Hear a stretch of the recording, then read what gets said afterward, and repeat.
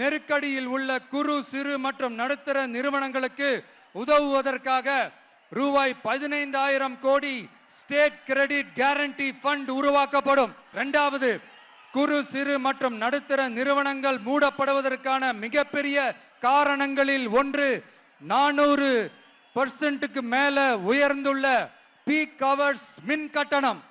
இது குறிப்பாக ஜவுளி துறையில் உள்ள குறு சிறு மற்றும் நடுத்தர நிறுவனங்களை பாதித்துள்ளது. டிவிகே குறு சிறு மற்றும் நடுத்தர நிறுவனங்களுக்கான MSMEs இந்த பீக் ஹவர்ஸ் மின் கட்டணத்தை நமது டிவிகே அரசு நிறுத்தி வைக்கும். அடுத்தது, விரிவான ஆய்வுக்கு பிறகே மின் கட்டணத்தை முறைப்படுத்தும். மேலும் குறு சிறு மற்றும் நடுத்தர நிறுவனங்கள் அடுத்து வரும் 5 ஆண்டுகளுக்கு 100% மின்சார வரி விலக்கை பெறும். அடுத்தது, குறு சிறு மற்றும் நடுத்தர நிறுவனங்கள் உலகளவில் போட்டி போடுவதை உறுதி செய்வதற்காக அவற்றை நவீனமயமாக்க ஒரு யூனிட்டுக்கு ரூபாய் 50 லட்சம் வரை என்ற அளவில் 35% நேரடி மூலதன மானியத்தை நமது டிவிகே அரசு வழங்கும். அடுத்து, நம்ம எல்லாருக்கும் சோறு போடுற நம்ம தெய்வங்களான விவசாயிகளுக்கான அஜெண்டா கொஞ்சம் படிப்போமா?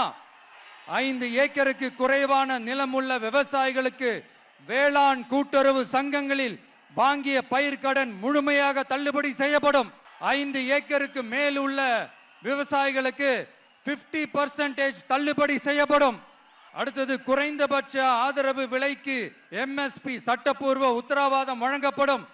நெல்லுக்கு ஒரு குவிண்டாலுக்கு 3,500 ரூபாயும் கரும்புக்கு டன் ஒன்றுக்கு 4,500 ரூபாயும் வழங்கப்படும். உழவர்களின் தோழன் திட்டத்தின்படி குத்தகை விவசாயிகள் மற்றும் விவசாய தொழிலாளர்களுக்கு ஒரு குடும்பத்திற்கு ஆண்டுக்கு ரூபாய் 10,000 ரூபாய் அவர்களின் நேரடி முதலீட்டு ஆதரவு தொகையாக வழங்கப்படும். 100% பயிர் காப்பீட்டு திட்டத்தின்படி பயிர் பாதுகாப்பு உறுதி செய்யப்படும். கடைசியாக, நமது அரசு ஊழியர்கள் நலன். அரசு ஊழியர்களின் நலனுக்காக பழைய ஓய்வூதிய திட்டம் மீண்டும் வழங்குவது குறித்து நமது டிவிகே அரசு கனிவுடன் பரிசீலித்து மதிப்பீடு செய்யும்.